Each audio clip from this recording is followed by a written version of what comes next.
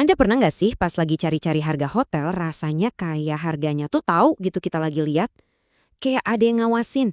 Nah, itu bukan sihir loh. Yuk kita bongkar bareng-bareng gimana caranya hotel sebetulnya bisa meramal masa depan buat nentuin harga kamar mereka.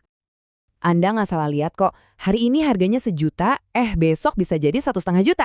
Ini sama sekali bukan kebetulan. Ini tuh strategi yang diperhitungkan dengan sangat matang dan semuanya berawal dari satu prinsip yang kelihatannya simpel. Nah, ini dia mantra sakti di dunia perhotelan.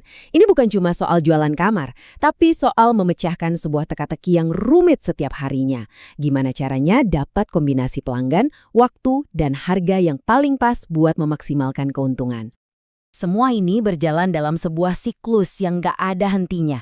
Tapi, coba lihat deh, tepat di tengah-tengahnya ada yang namanya peramalan atau forecasting. Inilah mesin yang menggerakkan seluruh strategi hotel, dan inilah yang bakal kita bedah habis-habisan sekarang. Iya, logikanya kan sebelum kita bisa prediksi masa depan, kita harus paham dulu dong sama masa lalu. Buat hotel, ini artinya mereka harus benar-benar kenal siapa saja tamu yang selama ini menginap di kamar mereka. Nah, disinilah bagian yang menarik. Ternyata hotel itu nggak melihat kita semua sebagai satu tipe tamu yang sama. Mereka memecah kita ke dalam segmen-segmen yang berbeda. Kenapa? Karena setiap kelompok ini punya perilaku pesan kamar dan tingkat sensitivitas harga yang beda banget.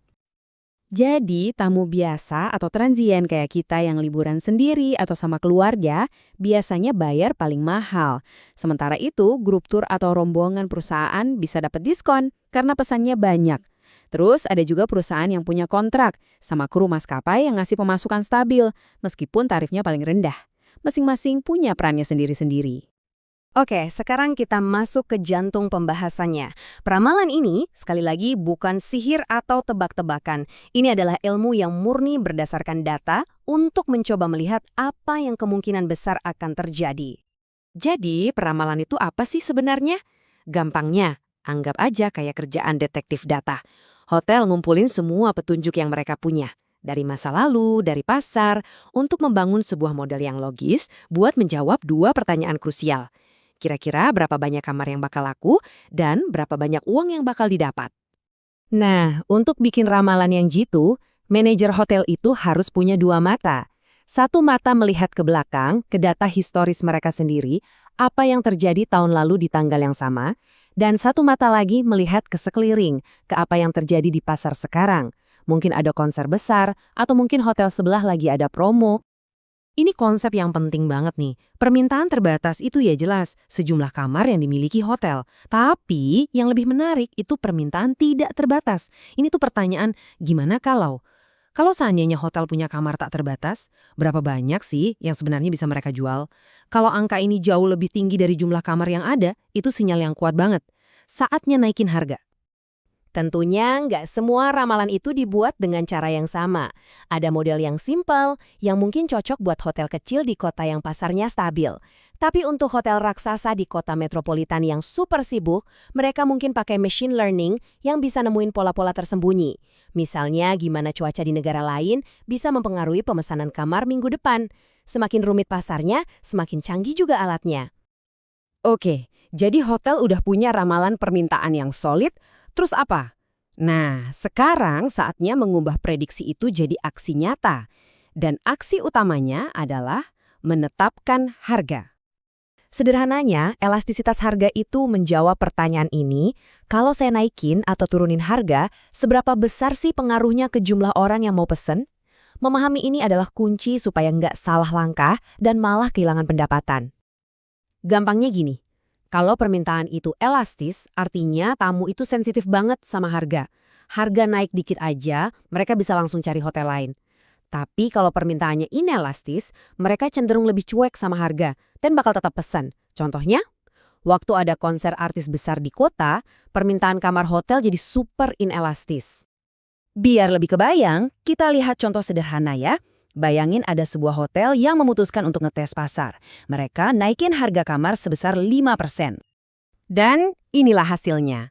Kenaikan harga yang kelihatannya kecil, cuma 5%, ternyata bikin jumlah pemesanan anjlok turunnya sampai 8%.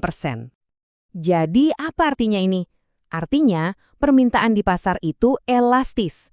Reaksi pasarnya jauh lebih besar daripada aksi kenaikan harganya. Ini tuh kayak lampu kuning buat hotel. Hati-hati, pasar ini sangat sensitif, jadi menaikkan harga lebih jauh bisa jadi ide yang sangat buruk. Nah, inilah benang merahnya. Peramalan memberitahu hotel tentang seberapa besar permintaan di masa depan.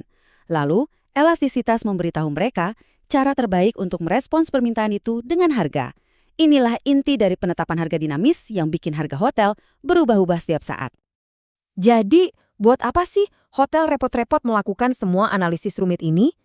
Jawabannya, karena imbalannya itu besar banget dan dampaknya terasa ke hampir setiap bagian operasional hotel.